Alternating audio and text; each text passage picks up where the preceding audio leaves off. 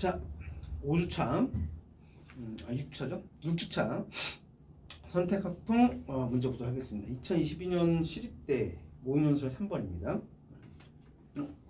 잘못 썼네. 자, 문제 어떤 거냐면 화살표가 지금 뭐 10개 있는데 위로 4개, 밑으로 4개 이런 상태였어요. 이 중에서 이제 2개를 선택해. 그래서 2개를 선택해가지고 서로 방향을 반대로 뒤집습니다. 그럼 뒤집어지게 되면 모양의 형태 바뀌겠죠. 위로 있는 건 아래로, 아래는 위로 이렇게. 가령 뭐 3, 4번, 4번, 5번을 택했다 치면 뒤집어지면서 얘는 내려가고 얘는 올라가고 이렇게 바뀌는 거야. 자, 그럼 이제 사건 A라는 건 뭐냐면 이런 시행을 2번을 해요. 2번 했을 때 어떻게 되는가? 위로 올라간 게 4개, 밑으로 내려오는 게 4개가 되는 상황. 어떤 게 뭐 위아래인지는 모르지만 총량 전체를 봤을 때 어쨌든 위로 올라간 게 4개, 밑에가 4개인 경우라고 보시면 돼요. 그런 확률을 먼저 구하라 했습니다. 그러면 이제 첫 번째 시행했을 때, 2번 시행했을 때 한번 순차적으로 나눠서 한번 보도록 할게요. 처음에 첫 번째 시행했을 때 어떻게 될까? 경우는 3가지가 있을 것 같아. 그렇지. 위로 올라가는 거 2개 택하는 경우가 있고, 그렇죠? 또는 밑으로 내려오는 놈을 택하는 경우도 있을 것이고, 그렇죠? 다음에 하나씩 택하는 경우가 있겠지. 어쨌든 경우는 3가지 경우 말고 다른 경우는 있을 수가 없죠. 이 3가지가 등장하겠다. 그래서 첫 번째 시행했을 때는 이렇게 3가지가 발생하는데, 그러면 그렇게 됐을 때 상황을 한번 봅시다. 자, 위로 올라가는 걸 2개 택하게 되면 이 위로 올라간 게 지금 꺾이잖아, 밑으로. 그래서 밑으로 내려오는 게 모두 6개가 되는 거죠. 기존의 4개랑 2개 더해서 그 나머지 2개 위로 올라간 거. 이것도 마찬가지로 똑같이 6개, 2개. 그다음에 위아래 택하게 되면 서로 엇갈려 버리면 이제 개수는 그대로 똑같이 4개, 4개를 가는 거지. 일단 먼저 3가지 경우가 있다는 걸 알 수 있겠다. 전체 경우 중에 3가지. 그러니까 이 3가지 경우의 확률은 다 몽땅 더하면 1이 나올 수밖에 없죠. 전체 확률 돼야 되는 거니까. 요거 이제 확률을 한번 구해보자. 어떻게 되는지. 경우의 수로 아까 한번 구해볼까요? 8개 중에 2개를 뽑는 경우에서 첫 번째 경우는 4개에서 2개를 뽑아야겠죠. 지금 여기 4개에서 2개를 뽑아야지. 위로 올라가는 거 2개 나오는 거니까. 8시 2분의 4시. 그쵸? 14분의 3. 두 번째는 마찬가지로 8개 중에 2개 뽑는데 4개를 이번엔 아래쪽 4개 중에 2개 뽑는 거니까 이것도 4시가 되겠지. 계산해주면 14분의 3. 그렇죠? 이해됩니다. 다음 마지막 요거는 8개 중에 2개 뽑는데 하나는 위로 올라간 놈에서 하나는 밑으로 내려간 거에서 그래서 4실 4실 그래서 4시 1 곱하기 4실 해주면 14분의 3. 요거 검산 요거 다 더해가지고 1 되는지 보면 되겠죠? 요거 더해주면 6, 8 더하기 14 맞네. 14분의 14 1 나옵니다. 오케이. 확인됐어요. 잠깐 이게 배터리가 조금 떨어지려는 것 같으니까 아이고 미안해요. 충전을 좀 하겠습니다.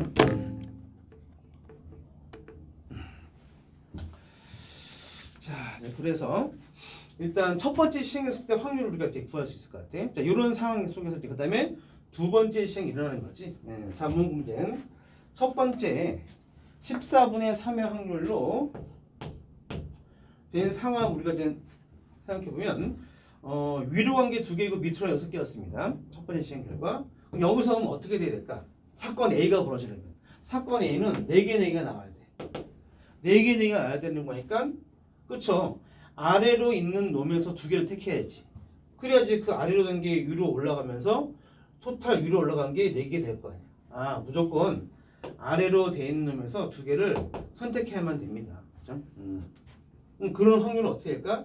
8개 중에 2개를 뽑는데 6개에서 2개를 뽑아야 되는 거죠. 여기 6개 중에서 이제 2개를 뽑아야지만 이제 되는 겁니다. 6시 2. 그래서 8시 2분의 6시 2가 돼야 된다. 확률은 28분의 15. 그 다음도 마찬가지지 않을까? 이것도 이번엔 위로 올라간 놈 6개에서 2개를 뽑아야 되는 거죠. 이것도 6시이잖아. 그래서 또 마찬가지로 8시 2분의 6시. 그래야지만이 4개 되는 거지. 확률은 28분의 15. 그렇죠? 똑같네. 그다음에 요거는 사실 이 상황은 아까랑 똑같죠. 처음 상황과 동일한 상태가 된 거니까 아까와 동일하게 또 14분의 8 이렇게 되겠다. 80분의 41 곱하기 41 해가지고 이렇게 됐죠. 자, 그래서 우리가 이제 명심이 될 거는 요거 다 더해서 1 되는 거 아니에요. 이거 차가면 안 돼. 어떤 친구도 이거 더하면 1 안 되는데 어떻게 되는 겁니까? 반문하는 경우가 있는데 당연히 1이 될 수 없지. 1이 되면 이상한 거죠. 왜? 왜냐하면 아까 이 세 가지 경우는 전체 경우에서 이 세 가지였잖아. 그러니까 당연히 이 세 가지 확률 더하면 합사건에서 1 나와야죠. 얘는 보다시피 화살표 보시게 되면 이 상태에서 뽑는 거잖아. 달라. 상황 자체가 달라. 지금 이거는 첫 번째 상황이 이렇게 됐을 때 그 다음, 그리고 마찬가지로 첫 번째 시장이 이렇게 됐을 때 그 다음이니까 이 빨간색의 확률을 더해서 1 나올 리는 없죠. 당연히. 이건 서로 쟤는 완전 다른 거는 거야. 집합 자체가 얘는 전체에서 세 가지 경우인데 이거는 그렇게 보면 안 되는 거죠. 케이스별 요 케이스일 때 이 확률을 계산한 거고 요 놈일 때 그 다음 확률 계산한 거니까 따로 봐야겠다. 이걸 더해서 1 되는 걸로 착각하면 안 되겠다. 그럼 우리가 그럼 확률은 어떻게 됐습니까? 곱하면 되겠죠? 14분의 3 곱하기 28분의 15 곱해가지고 또 14분의 3 곱하기 28분의 15 곱해서 또 14분의 8 곱하기 또 14분의 8도 곱해서 이거 다 몽땅 곱한 결과를 어떻게 합을취하면 되겠죠. 각각은 다 배반이니까 이거 다 몽땅 더해서 우리가 합을 취하면 이게 우리가 구할 1번의 답이겠습니다. 화면이 딱 들어가네. 오케이. 그래서 1번은 이렇게 순차적으로 이렇게 경우의 수를 좀 나눠가면서 수용도를 좀 그려가면서 그리면 좋을 것 같아요. 자, 이게 화면이 조금 뒤로 물러볼게요.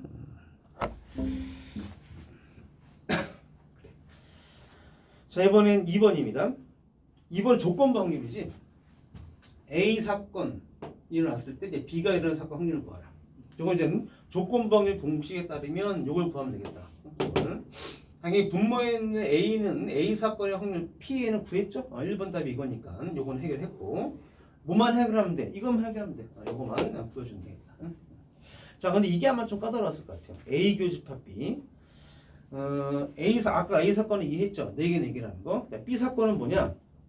이때 저기 7번째와 8번째가 어떻게 돼야 돼요? 요게 위로 올라가야 되는 거야. 번호를 부여합시다. 요걸 7번, 요거를 8번. 그래서 7번, 8번이 이런 시행을 2번 했을 때 어떻게 돼? 위로 올라가야 돼. 이게 모양이 바뀌어가지고 이렇게 올라가는 형태로. 그렇지? 근데 그러면서도 어떻게 돼야 돼요? 교집합. A 사건도 벌어져야 돼. 즉 4개 4개가 돼야 되는 거야. 그러면 이렇게 되면 어떻게 돼? 지금 6개 2개니까 안 되죠. 반드시 요 넷 중에 또 2놈이 어떻게 돼야 돼? 내려와야 돼. 이게 어떤 게 내려올지 몰라요. 2번째가 올지 세 번째가 올지 모르니까 아무튼 이 넷 중에 2놈은 밑으로 내려온 상태가 돼야 그래야 위로 올라간 게 4개, 밑으로 4개니까 A 사건이 또 되지. 그래서 A 교집합 B 사건은 우리가 꼭 명심해야 될 게 2가지를 꼭 고르겠다.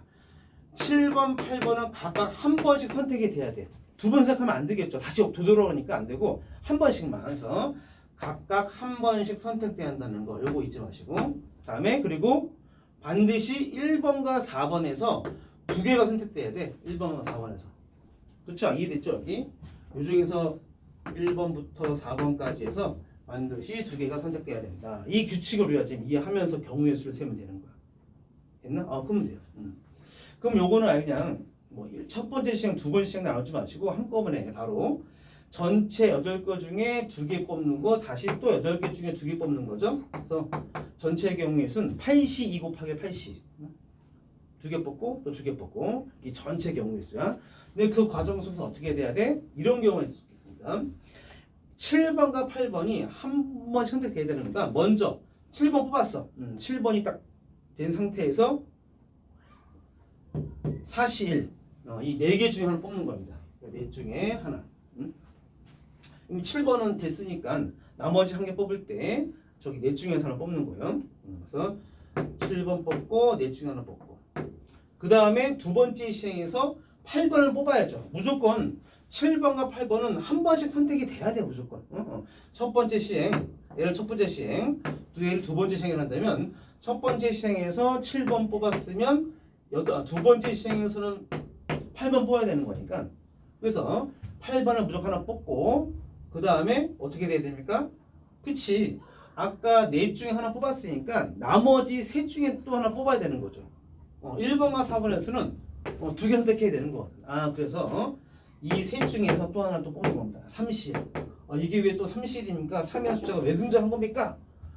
넷 중에 하나 뽑았으니까 그놈은 또 뽑으면 안 되잖아. 그럼 다시 또 뒤집어지는 거니까 그놈 제외하고 세 놈 중에서 하나 뽑아야죠. 그래야지 1번과 4번에서 두 개를 선택하게 되는 겁니다. 자, 이해됐나요?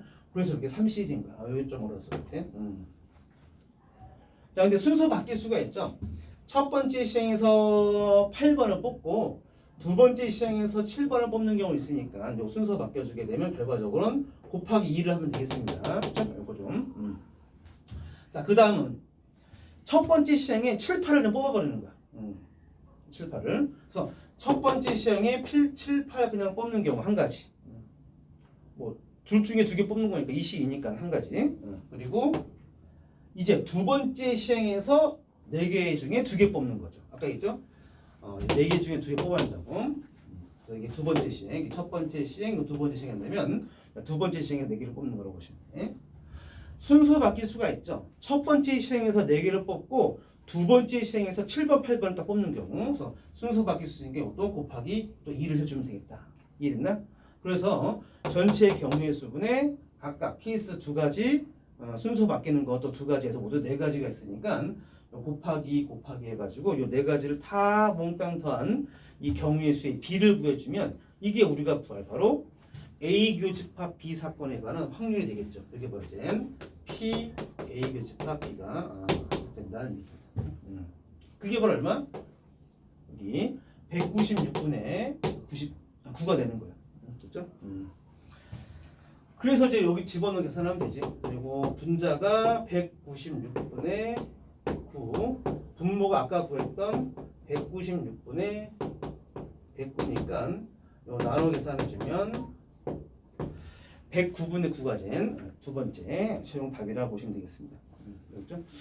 아마 2번이 좀 까다로웠을 것 같아. 1번은 그래도 그냥 차근차근 이렇게 첫 번째 시작 한 거 한번 그려보고 또 그 다음에 요거에 따라서 각각 케이스도 이렇게 확률 구해서 그 경우를 다 모두 더해서 계산하면 1번은 뭐 비교적 그래도. 근데 2번이 이걸 파악하는 게 좀 힘들었죠.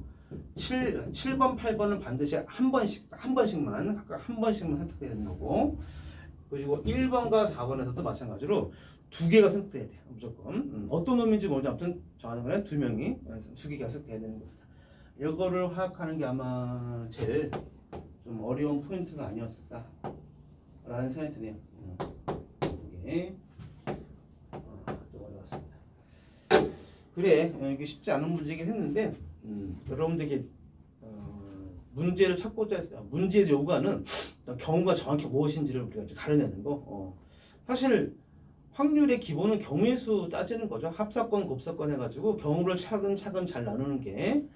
그래서 이제 몇 가지 기본 유형 틀에 맞춰서 푸는 수능과 좀 다릅니다. 논술에 나오는 그 확통 문제들은 그냥 수능에 나온 유형별 풀이처럼 이런 유형이면 이렇게 풀어라고 이제 뭐 곱하고 더하고 뭐 이런 거 있잖아. 그렇게만 생각해 버렸을 때 아까 여러분이 못 푸는 경우가 좀 허다하게 많습니다. 경우가 복잡해가지고 케이스도 분류하고 복잡하면 또 케이스 분류. 그래서 케이스 분류를 잘 해가지고 어떤 경우인지를 갖다가 잘 우리가 먼저 이해하고 출발하는 게 중요해.